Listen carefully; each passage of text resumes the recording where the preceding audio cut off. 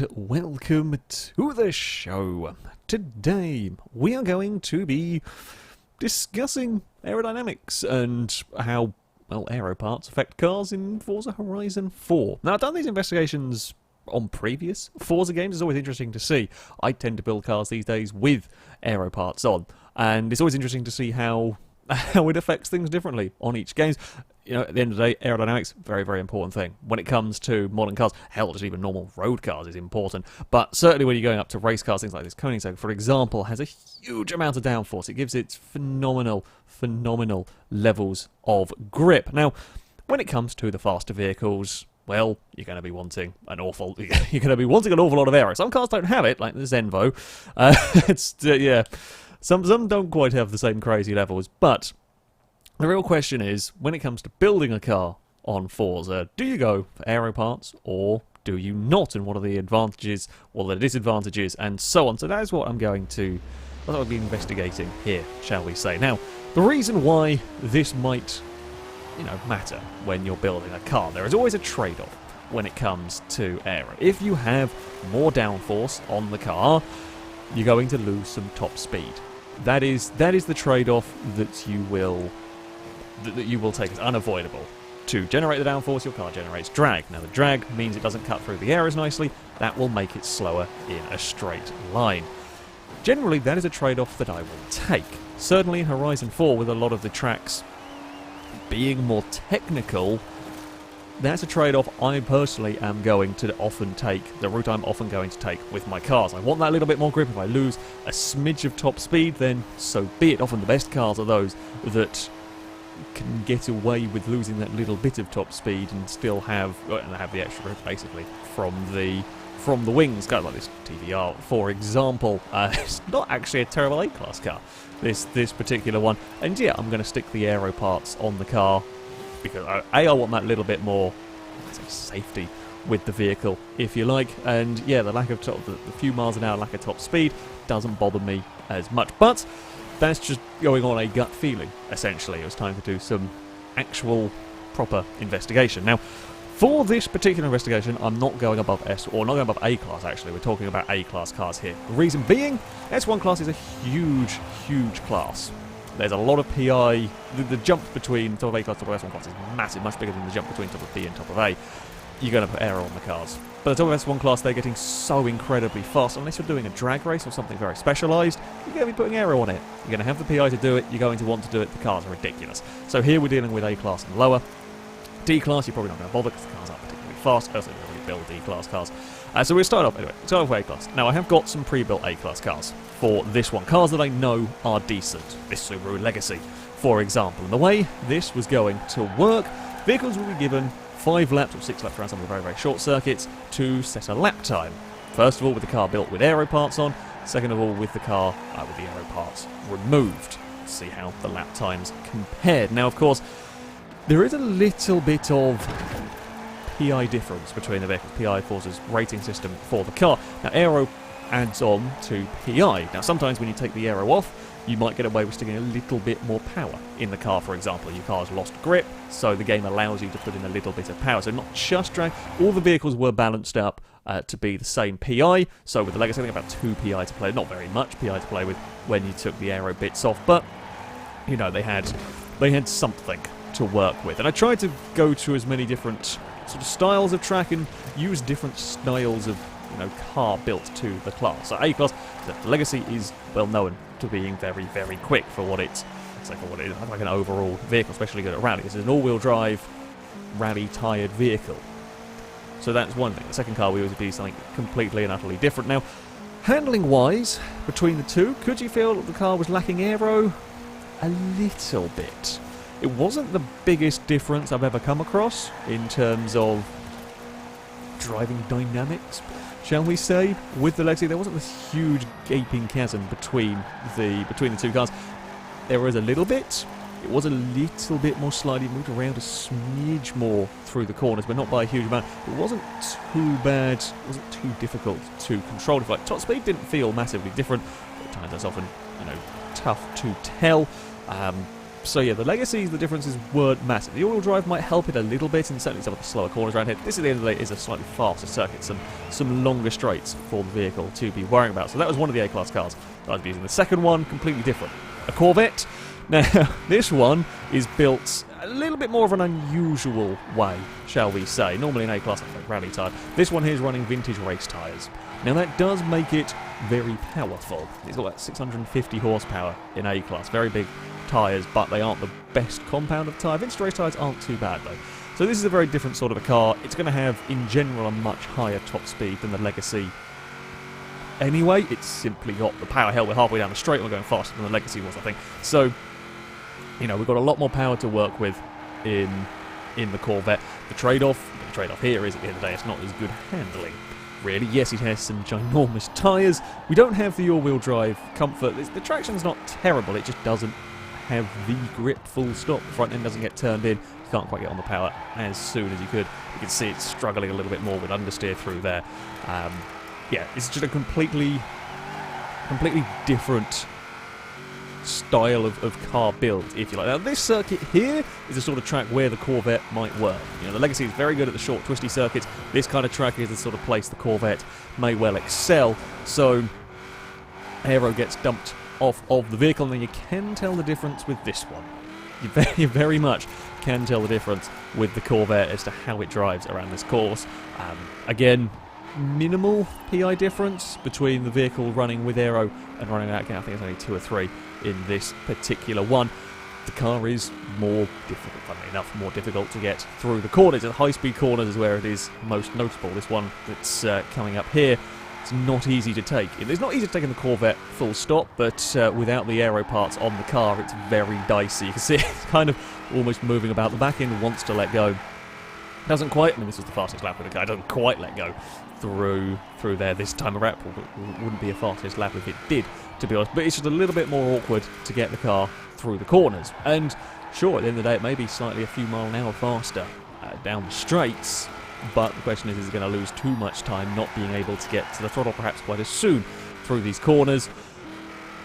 Yeah, that's the conundrum, and the Corvette runs up towards the finish line, and that would be the car's lap with none of the Aero. Definitely a lot more difficult to drive that particular vehicle. So that was just one track. Now, of course, ideally you'd run every track in the game, but I don't have time for that. It's just, I can't possibly do that. So we're kind of splitting it up into some very, very different sort of circuits. Now, one of the downsides with downforce with Aero parts, if you like, on a car, they are most effective, well, the faster you go, the more effective they are. So when you go to a track like Ambleside, for example, they might not really be doing all that much. That is true. You know, they might not be doing all that much around here because you aren't necessarily going all that quickly. However, one of their main drawbacks is, you know, limiting top speed and so on. That's not really going to matter here either. You know, it's not going to make a blind bit of difference, really, around this circuit, because the cars are never going all that fast. So, again, personally, I would take the trade-off, or have the Aero parts on the car. Okay, maybe I'll gain a couple of extra PI, but I'll have that, because if it gives me any sort of grip, that's better than nothing. I'm not really losing any time. There's no real drawbacks to running the cars around here with Aero parts on.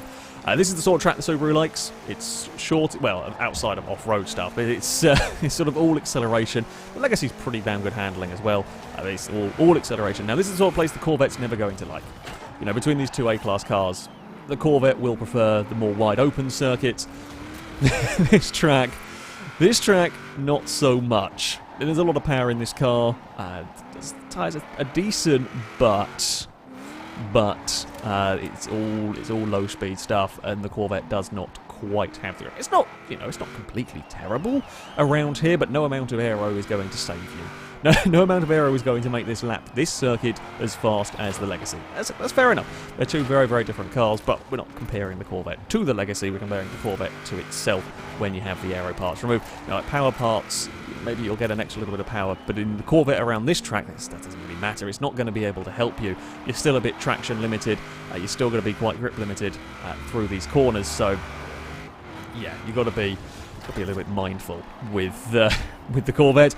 It was an experience, certainly. It was an experience trying to weave this car through the street. Anyway, round the cars with the varying different specs, and these were the lap times that we came up with. Now, interestingly, the Corvette is kind of as expected in many ways. It was faster with Aero both times, regardless. Okay, in fact, at the Lakehurst circuit, the longer lap, that was almost a second quicker with the Aero part. Sure, without the Aero, it might have had a higher top speed, but with it being a more medium-speed circuit, the Aero was so important for those few corners. Now, the Legacy, near identical at Lakehurst. Ambleside, it was a fraction quicker. I mean, Ambleside, you've got to bear in mind, that is a fairly short lap. That is a fairly short lap, and half a second or so on, it's a decent chunk of that lap. Perhaps half a second there is a bigger gain, almost, than half a second at Lakehurst, for example. But the Legacy is slightly faster at Ambleside without the Aero. The Corvette also was slightly faster. With the Aero Ambleside. The Corvette also slightly faster with the Aero. In general, I'd want to run that Corvette with the Aero. Not even necessarily lap times. The lap times were near identical. I'd rather run the Corvette with the Aero simply for consistency's sake. The car was much nicer to drive with the Aero parts on it. The Legacy, I'm surprised Lakehurst was near identical. I know they didn't necessarily feel like a huge amount of difference. I was personally expecting the Aero to go faster with that one. I mean, technically it did, but when you talk about 200ths, that's nothing, that's absolutely nothing. So, in the end, well, technically, yes, the Aero was faster on all of them. It was closer perhaps than expected. Now, B-Class is a difficult one to build vehicles to, perhaps, because what you do in terms of tyre choice, you don't have much PI to work with. So you get some interesting cars and some stuff works you don't expect, some stuff doesn't work you do expect. Either way, I've got two very different B-Class cars. The Crx Mugen is up first. Again, this is another one of my ridiculously quick cars. The Mugen is unbelievably fast in B-Class. Now, while the Legacy, the car I've built and run many times, that would normally be run with Aero on it. The Mugen doesn't. So my build for the Mugen, this one here, does not run with any Aero parts on the car whatsoever. That's just the way I ended up building the vehicle. It actually makes no PI difference between running Aero or not. You gain PI for the front splitter, you lose PI for the rear wing, so it works out as cancel each other out. So the build is basically the same. The Bentley is another one of my B-Class cars that I do like to run, and is fairly effective as well here. It's all-wheel drive, has an engine swap in it. It's actually not a bad B-Class car. Now, it does struggle a little bit with top speed. That's one of the biggest downsides for this car. It's sort of a bit like the Legacy. It's good acceleration, not bad handling, does run out of top speed. As I said, B-Class, you tend not to get a lot of power, and this thing's well over 300 horsepower, so it can cause some grief. Either way, we're again going for shorter, more technical circuits, like the festival track here, and then we would move on to it's still a fairly short circuit, but a much more straight-line speed-orientated circuit. The Moorhead Wind Farm circuit. This is a nasty track, I'll be honest. This is a nasty track. It's basically one long downhill straight, a couple of corners, and then one big uphill section. Power is quite important around here. I'm kind of curious to see how the vehicles might fare running on this different circuit. Now, this is the sort of circuit that Mugen doesn't like. Not really. As brilliant as it is, the hill and the CRX's general lack of power, it doesn't quite work for the vehicle. So yeah, this is a track the Mugen is never likely to be the biggest fan of. I mean, the Bentley, while is more powerful, is not still not really the ideal car. You want even more power for this kind of track in some regards. Both of these cars are running on rally tyres, actually, come to think of it, which not necessarily the thing you'd always go for in B-Class. I have to say, the CRX didn't really feel very much like the Legacy. It didn't really feel all that much different to drive between running Aero and no Aero. I think the CRX has so much grip to begin with that it doesn't feel like it makes the largest difference. It could be me just not being able to extract quite as much out of the car, or when I put the Aero on it, I'm just not driving it fast enough. It's possible, but yeah, I could struggle to get much more. I didn't feel like I was getting much more out of it around the corners. The Bentley, you do notice a difference. It's not quite as big a difference as you got with the Corvette, perhaps helped by the Bentley being all-wheel drive, but you do notice the front end doesn't turn in as well without the Aero. The front end just doesn't quite grip. It doesn't have particularly big tyres on this car. I think they're less than 200s around it, so it's not got a great amount of turning to begin with. The Aero is quite nice, helping the front get turning. It does at least have some fairly decent traction out of the corners, of course, being all-wheel drive. So the cars would run in their various guises around both of the circuits. Interestingly, the CRX, very little difference very, very little difference between the CRX with the Aero and without the Aero. Both cases, the non-Aero was slightly faster. But we're only talking slightly. I mean, 1/10.5 is the biggest gap that there was between the two runs, if you like. The Bentley, both times quicker with Aero. Even around the Moorhead circuit, that is quite a lot of straights and so on, the Bentley went quicker. It's not the biggest gap. Again, we're only talking half a second at best, really, between the two. But the Bentley went faster with the Aero parts. I'm kind of surprised. I'm surprised by the size of the gap around the Moorhead circuit. With that being, you know, these long straights, I was expecting. The Bentley is notoriously bad. I guess maybe the Bentley has bad enough Aero overall that the added falls a bit. You know, I was expecting that to be perhaps the other way around. As the CRX times, they're basically identical between both of the runs. They are pretty much spot on. So, yeah, I mean, of course, if you're building a vehicle for something very, very special, like you're building a car for drag racing, you're never going to put Aero on it. You're never going to put Aero on it. And here we are talking about circuit racing. And as I said at the start, a lot of the circuits are more technical rather than some of the point-to-point races where you might be using a little bit more in terms of straight-line speed. I will be honest in this one. From looking at the cars I've driven and from personal experience, there's never really been, even down to B class, there's never really been a reason not to run Aero. None of these cars with the Aero put on the vehicle have been drastically slower when we got to a faster circuit. They've either been identical or faster.